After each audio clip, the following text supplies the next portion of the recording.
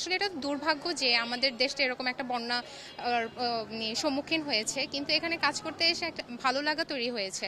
আসলে এভাবে সম্মিলিতভাবে সবাই কাজ করছে, আগে আমরা আসলে কখনো এরকম দেখিনি যে এরকম স্টুডেন্টরা এসে ছোট থেকে শুরু করে একদম অনেক বৃদ্ধ মানুষও এসে কাজ করছে। সো এটা দেখে আসলে অনেক ভালো লাগছে। এই পরিস্থিতিতে আমরা আসলে কেউই পড়তে চাইনি, বা আমরা কখনোই কামনা না যে আমরা এরকম বিপজ্জনক একটা পরিস্থিতিতে আমাদের দেশের একটা অংশের মানুষ পড়ুক। এবং এই জিনিসটা যে কতটুকু ভয়াবহ সেটা এখন যেমনটা আছে, দুর্যোগ পরবর্তী সময়টাও তো দেখা যাবে। তো সেখান থেকেই আমরা এই ইউনিভার্সিটির স্টুডেন্ট আমরা আসছি, এবং আমরা যতটুকু পারি ততটুকু সহায়তা করার চেষ্টা করতেছি। এবং সেটা হয়তো অর্থ দিয়ে হোক বা যে করে হোক, সবাই আসলে চেষ্টা করছে যে যাতে কোনো কিছু করা যায়। আমরা আসছি ঢাকা ডেন্টাল কলেজ থেকে।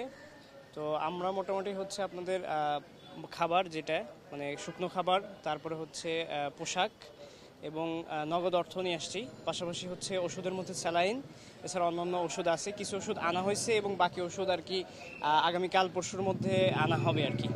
তো এর পাশাপাশি পশু পাখির জন্য আমরা যেমন বিড়ালের জন্য খাবার আনা হয়েছে।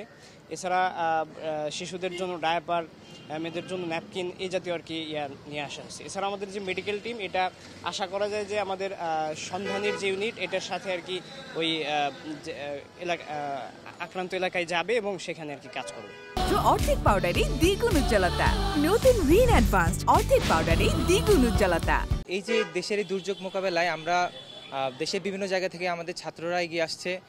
স্পেশালি ছাত্রদের কথাই বলতেছি, কারণ ছাত্ররা চাইলে দেশের যে কোনো ক্রিটিক্যাল মোমেন্টে তারা দেশের জন্য কাজ করতে পারে। প্রাকৃতিক দুর্যোগকে এড়ানোর তো কোনো সুযোগ নাই, কিন্তু আসলে আমরা যখন সবাই মিলে একসাথে এই দুর্যোগ মোকাবেলায় কাজ করি, তখন আসলে ক্ষয়ক্ষতির পরিমাণ অনেকটাই কমিয়ে আনা সম্ভব।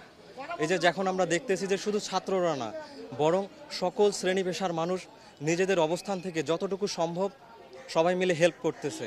এই যে কিছুক্ষণ আগে মিলে দেখলাম অনেকে রিক্সা দিয়ে পোশাক নিয়ে আসছে। আমরা আমাদের কলেজ বাসে করে নিয়ে এসেছি পোশাক সামগ্রী, ওষুধ সামগ্রী। এছাড়া অনেকে দেখলাম পিকআপ ভাড়া করে নিয়ে এসেছে। আসলে বাঙালিদের যে একটা ঐক্য, সেটা আসলে এই দুর্যোগের সময় বেশি করে বোঝা যায়, যে আমরা কাউকে আলাদা করে দেখি না, আমরা সবাই মিলে এক।